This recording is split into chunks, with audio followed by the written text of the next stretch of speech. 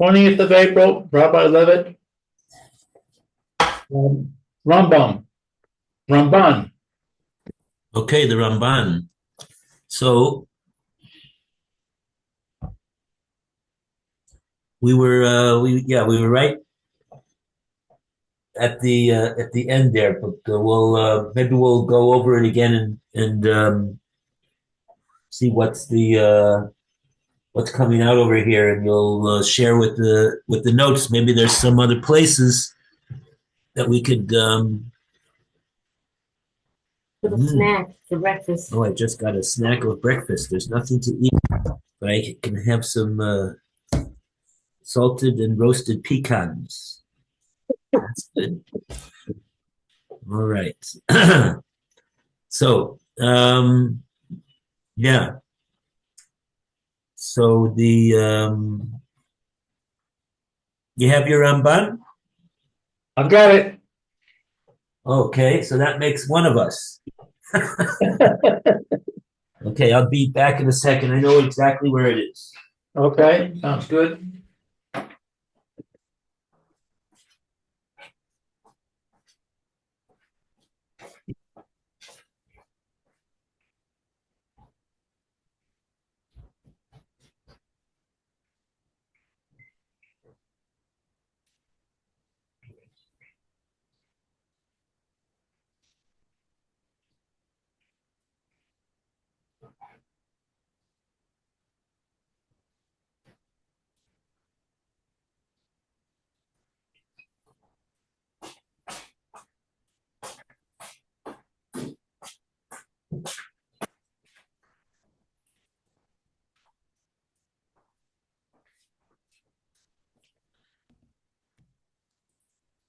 Okay.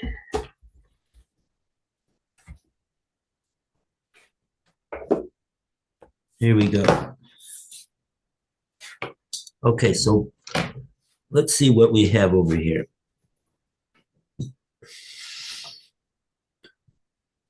I'm going to read Mina Nisim Hagadolim, Hamafursamim.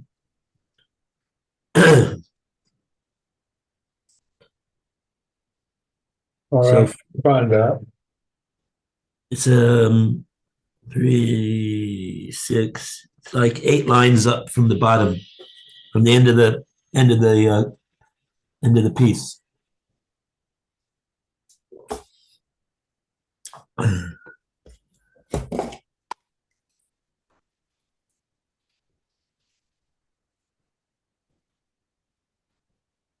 Great miracles. Let's see. Um, got it. Okay.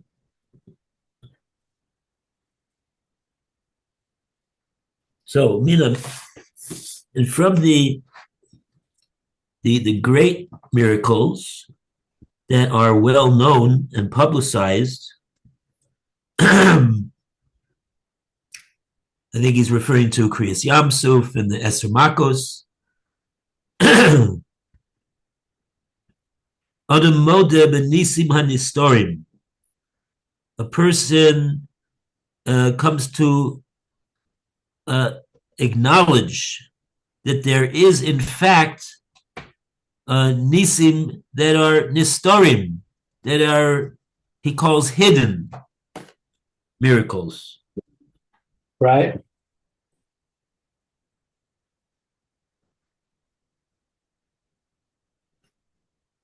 So let's see where he's going with this before we get too involved in defining what exactly is called a nisim nistorim. My hunch is that what he's referring to is things which are as opposed to Kriyas Yamsuf and Eser Makos. In other words, things that we could say, well, of course, there's nothing miraculous about that. That's the way the world is. That's what happens in the world. That's that's the laws of nature. Coincidence. Or a coincidence, yeah, right. Everything that happened in the Purim story, in other words. Right. There's no Kriyas Yamsuf. There's no Eser Makos in the story of the story of Purim. But to acknowledge that they really are in fact nisim, says the Ramban, is Yesod HaTorah Kula. That is the principle. That emunah is the principle that the entire Torah is built upon. She'ein la'adam chelik b'Toras Moshe Rabbeinu. A person has no portion in the Torah of Moshe Rabbeinu ad shenamin b'kol devorenu umikrenu, until he believes that all the things that make up our lives and all the things that seem to just happen, kulam nisim, they are really all miracles. What does it mean that they're nisim? Ein behem teva uminhago shel olam. They cannot be defined and labeled as nature, and well, that's just the way the world happens to go. Bein barabim, bein b'yochid. Whether it concerns something that happens to the public, whether it happens to concern something that an individual. Ella. So how do things work? Says the Ramban. Ella im yaseh hamitzvos yatzlichenu scharo.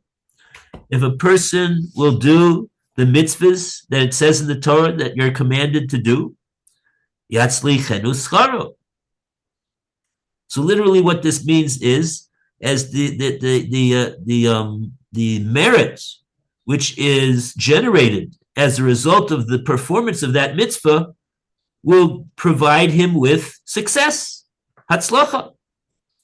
Ve'im ya'avor aleihem, and if he chooses to violate and transgress on the mitzvahs that are commanded in the Torah, yachrisenu onsho.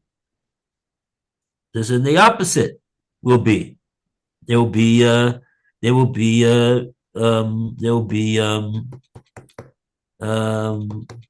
what's the good word for punishment?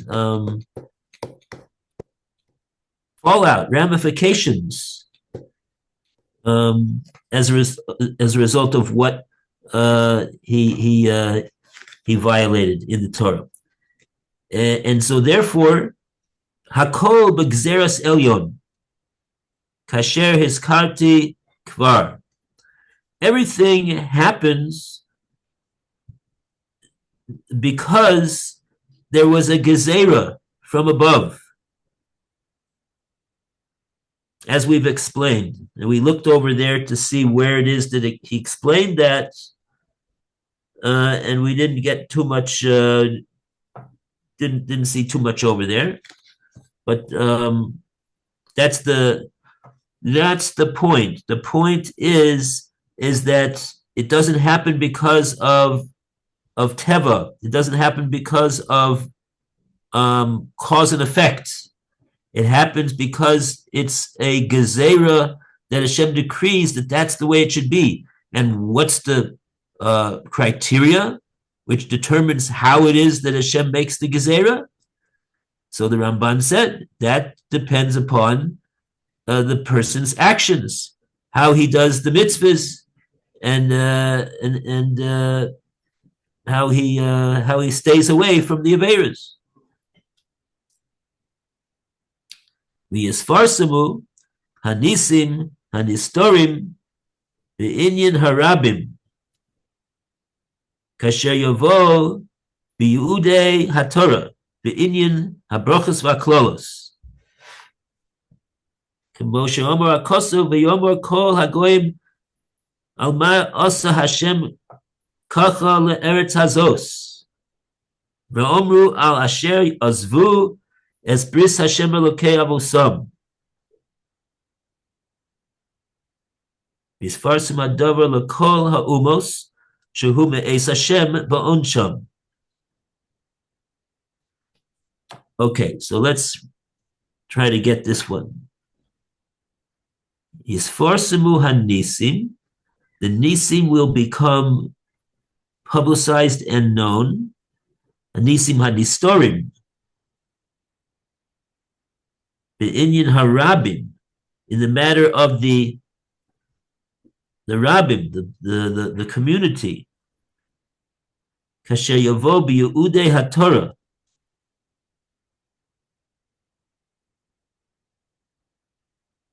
Like comes the destiny of the Torah, be'inyan habrachos v'aklalos, in the matter of the blessings and the curses. Kamosha Omer HaKosav, like it says in the pasuk, Kol Hagoyim Alma Osa, all the nations are going to say, Alma Osa Hashem Kacha leEretz Hazos. What was it that Hashem did like that to this land? The Omru, and they will say, that will be the question that the nations will ask, and then they will say, they is I guess also the nations. I don't know. Al asher ozvu es bris Hashem Elokei Avosam. They will account for the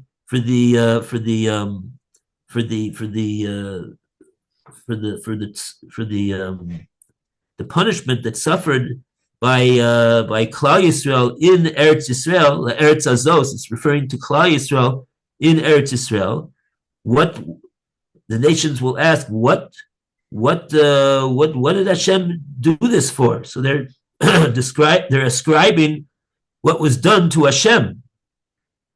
What did Hashem do it for? And the answer is because the Klal Yisrael were ozvu es bris Hashem, because the Jewish people forsook the covenant that they made with Hashem Elokei Avosam, the God of their forefathers, the Avos, Avraham, Yitzchak, and Yaakov. And here he quotes a pasuk. This was in Parshas Nitzavim. V'yisparsem hadavar l'kol ha'umos shehu me'es Hashem ba'onsham. And then the matter will be publicized to all of the nations that this what happened was from Hashem in the punishment. The Amar Bekiyum Ura'u Kol Amei Arts Kishem Hashem Nikra Alecha V'yiru Mimeka.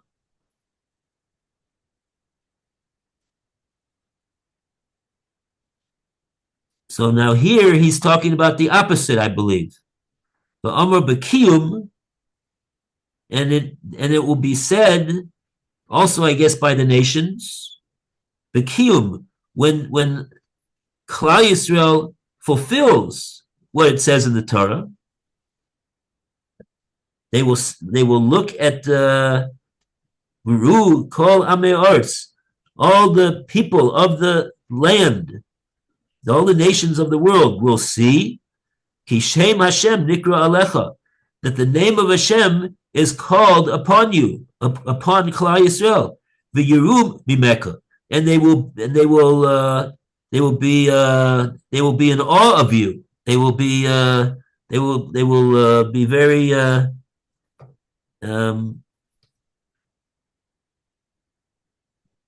defer to you. The od efarish zeh be'ezus Hashem, and I will explain this even further be'ezus Hashem.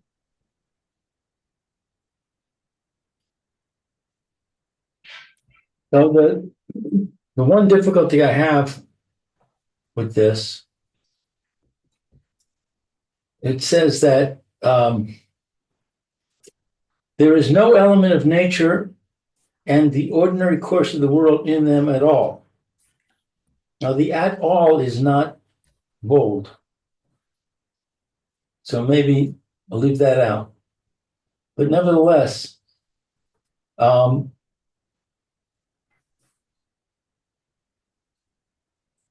to say there's no element of nature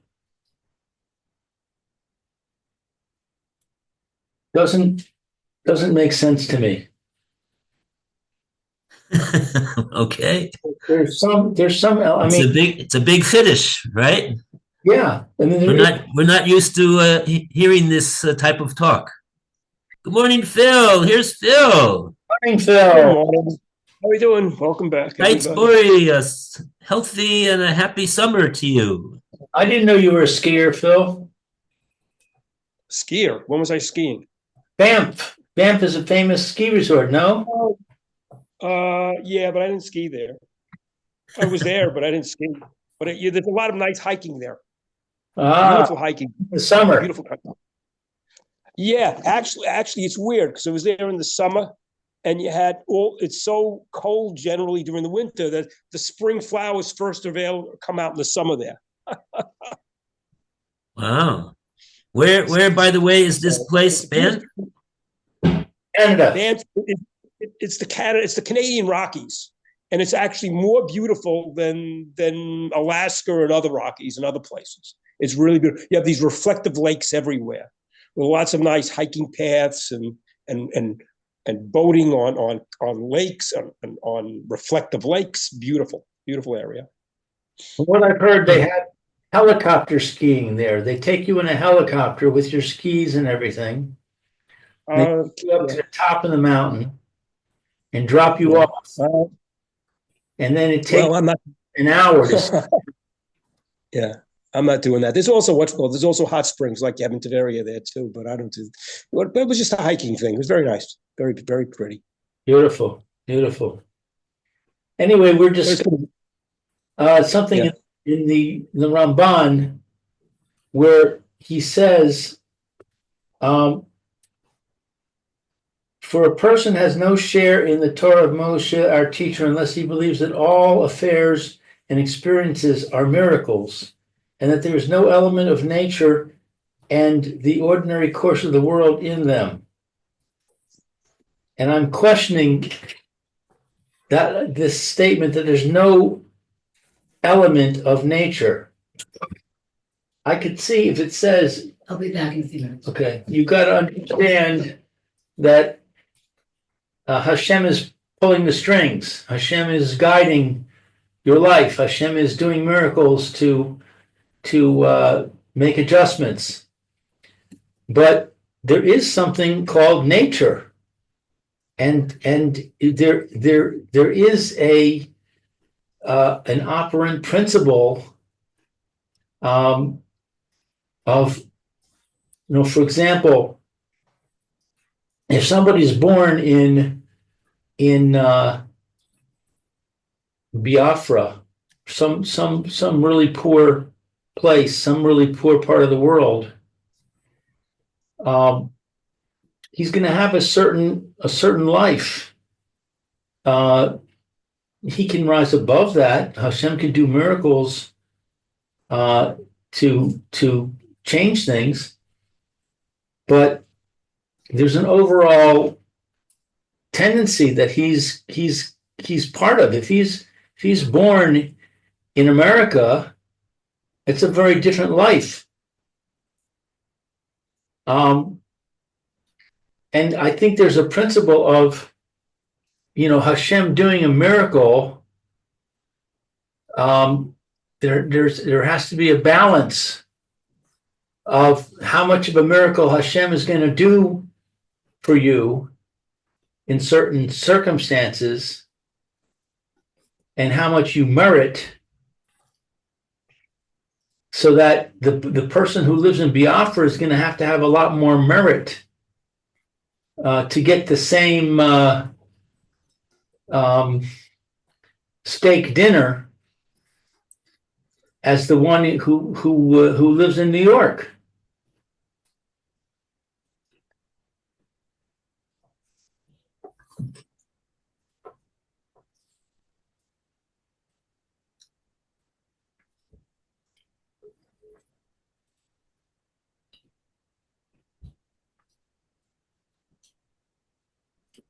Okay. So I would say that there is some involvement of nature. It's just not the controlling involvement. Well, let's ask a question. In other words, it's when we say that nature is involved over here, that means that there's a koach in the world that's called nature that impacts upon people's lives and causes them to have this situation or that situation or some other situation, and that's not within Hashem's providence. That's simply nature. I wouldn't say it's not within Hashem's providence. Hashem is in charge of everything. Hashem controls everything. And the person doesn't come into a situation without Hashem's agreement, so to speak.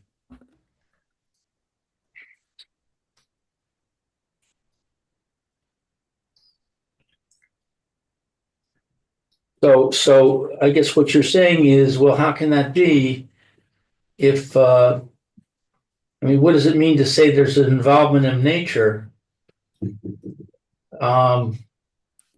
if Hashem is in control of everything? In other words, is there something that Hashem is not in control of? No, definitely not.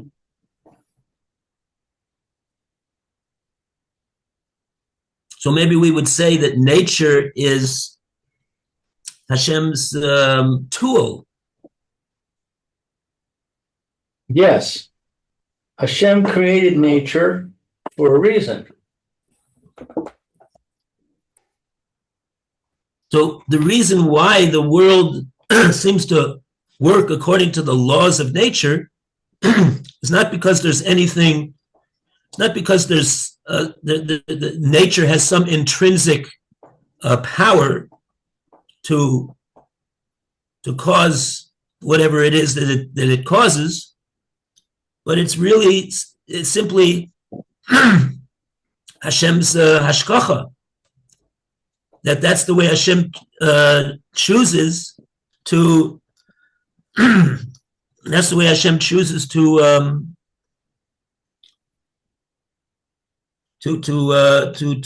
run the world. So what we're saying is that this is what we call nisim nistorim. We call that a hidden miracle. It's not an open miracle because it's not something that is out of the ordinary running of the events of the world. But whether it's out of the ordinary, whether it's not out of the ordinary, what is the cause that it happens in the way that it happens? We're saying that's from Hashem, and so that's why we call it. So I think we have to define that when the Ramban says there's no teva, what he means to say is teva doesn't have any intrinsic power unto itself, which is beyond the purview or control of Hashem. Right.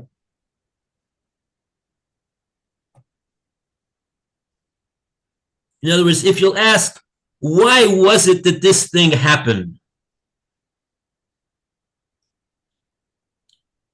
So we could say one answer could be, oh, well, because that's Mother Nature. That's the way it happens according to laws of nature.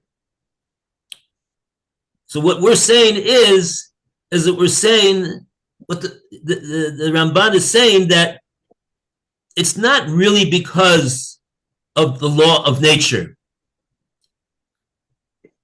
It's really, in a certain sense, it has a common denominator with Kriyas Yamsuf. What's the common denominator? Why was it that there was a Kriyas Yamsuf? Because Hashem said that there should be a Kriyas Yamsuf. That's everybody understands how that could be, because we can't explain it according to the laws of nature. So therefore, when we say that Hashem was the one who decreed that there should be Kriyas Yamsuf, we're saying, the Ramban is saying, from that we admit that is so. We're now making a binyan av. We're now making a general principle, and we're saying that really the way things happen and why things happen the way they do happen, even if it's not Kriyas Yamsuf, is also directly from Hashem. And there's no other koach in the world that determines why it is that things happen. Let's say my preordained date of death, my date, forget preordained, my date of death that has been set by Hashem is 10 years from now. Chas v'shalom. Let's say it's 120 years from now. And I decide I'm going to go run out in the middle of the Begin Highway, of 3 lanes in each direction, high-speed highway. So my understanding is that I may very well die, even though it's not my time, because I have put myself in danger. And the rules of analysis change in Shemayim when I put myself in danger. Is that accurate?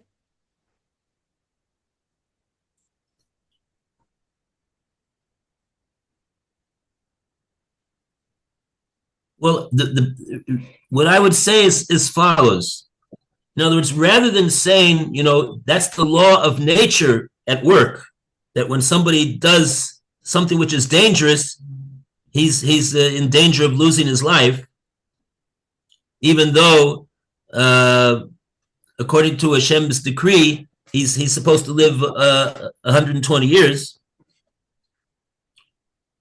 We can explain that still there's no such thing as nature.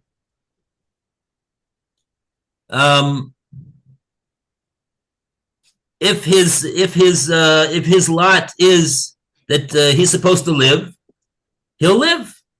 How is he going to do that? The car is going to miss him. The car is going to drive around him.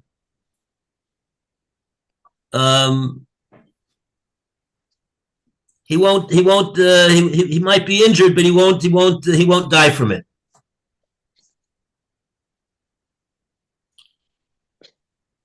Even if he doesn't have the schus to be deserving of such a miracle? Oh, so now you're bringing up something else. What happens if somebody does, by the way, to put your life in danger unnecessarily, unjustifiably, is a transgression of the Torah. Right. So basically you're doing an Aveira which is playing around with which has severe consequences. Right. So again, we get back to the point that what happens to a person is dependent upon the mitzvahs and the averas that he does. It's not dependent upon anything else.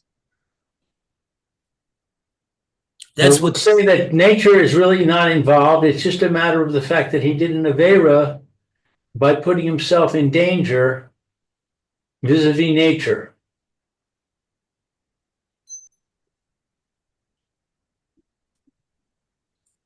Right? Right? You're not allowed to it's an avera to put your life in danger. It's an avera for a Jew to commit suicide. But you can't. You no longer can say that there's no such thing as nature, because nature is what caused there to be the danger. Yeah, but the nature is not going to determine the result. That's the point. Right. Hashem, the decree of Hashem determines whether the person is going to, what's going to happen to him. Right.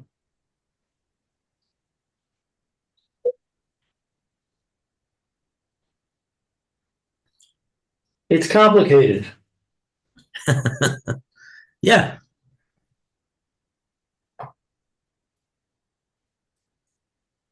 Just if we, start to go a little bit in the direction of believing more in what the Ramban is saying and away from the conventional view in the world, that's a tremendous accomplishment in Emunah, I believe. Right. Right. These are I think you'll agree. I think we can agree that what the Ramban is saying over here is definitely not the conventional wisdom of the world.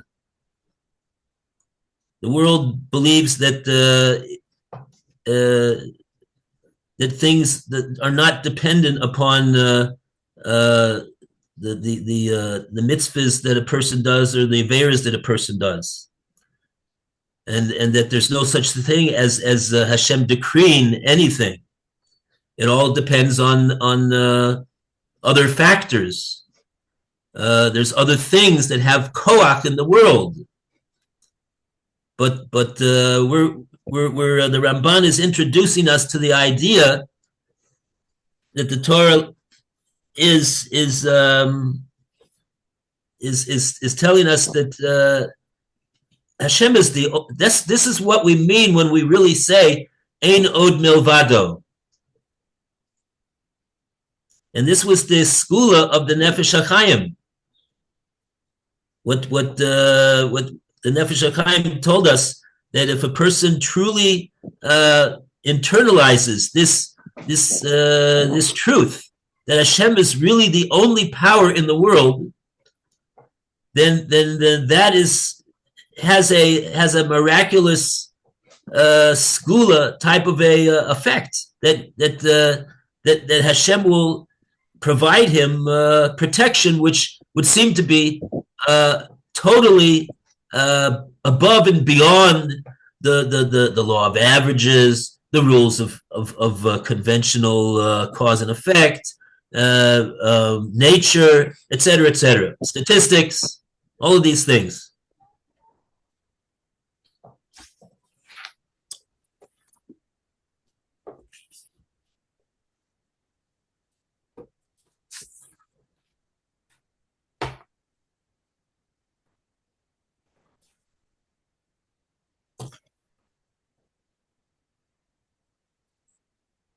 Yeah.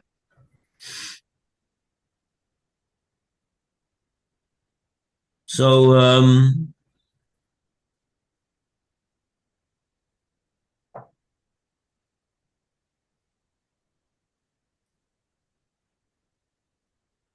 yeah, so we have to this is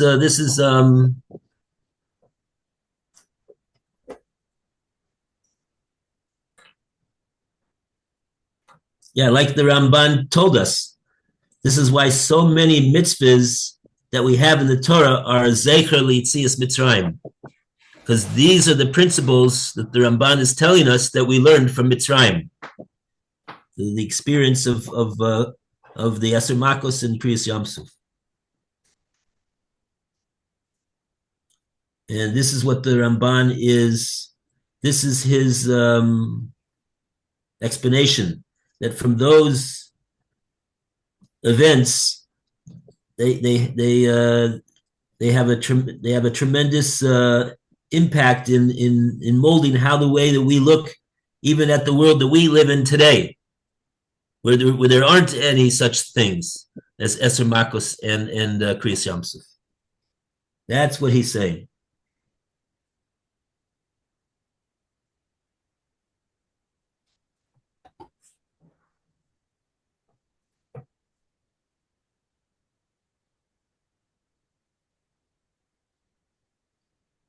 And right, of course, if we really internalize these matters, it'll be a great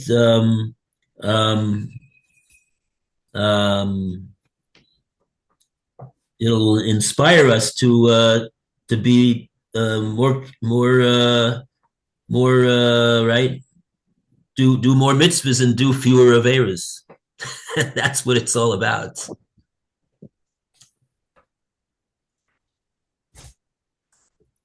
Ezrat Hashem. Yeah. Okay. Thank you, Rabbi. Okay, my pleasure. Okay. See you tomorrow, Mitzvah Hashem. What time is this? Are you starting doing what? So I just know what's happening. This schedule is continuing until Rosh Chodesh. Well, that's next Monday. So what is this schedule? This schedule is the rabbi teaches from 11 to 12. Okay. Nobody told me starting at 11. Okay. We've been learning the Ramban, but I think we just finished. So I don't know what we're going to do tomorrow. Oh, so usually I didn't know to come back later. Sometimes I'm out and I'll try to get back or listen online if I'm walking or something like that. So you're starting at 11 sometime tomorrow. Okay. So that's the time, 11 to 12, and maybe we want to discuss what it is that we want to learn during this next week. Well, we could do something on Shavuos if you want. Or we could do something on Sphira. Okay. I know that there's a Pirkei Avos, 48 ways of acquiring Torah, I think it is. Yes. That correspond to each of the days of the Sphira. Right. So that might be interesting. There's also the other way to look at it, which is the Chesed, Gevura, etc. The seven midot, and each day is like the spheres. Yeah, right. A sphera of a sphera, like a Chesed v'Chesed, Chesed v'Gevura, so on.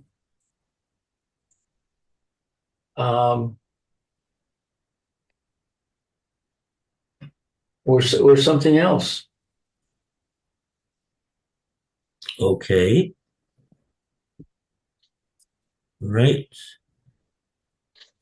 Or we could do Gemara if you want. So if Phil wants to do Gemara, I could go with that too. That's also one of the Memches Kinyonim. That's also one of the 48 ways that Torah is acquired. Right, absolutely. I'm open to anything you guys want. Maybe we could do like 10 minutes of that what you were saying, and then or more if you want. We could split it up. the hour. We could split up the hour. That's an idea. That'd be nice. Okay. Breadth to our depth. Okay. Okay, so that'll be so in other words, we'll do one of these. We'll do from these things that you mentioned for 10 minutes, whatever it is, 15 minutes, whatever it is. And then we can continue with Gemara. What our regular Gemara of Mitzia? Yeah. Okay. Very good. Okay. Have fun. Great. Okay. All right. Have a great day. Amen. Okay. You too. Take care. Lou and Be well. Phil. Have a wonderful day. Nice to see both of you. Thank you, Thanks. Rabbi. Bye-bye. All the best.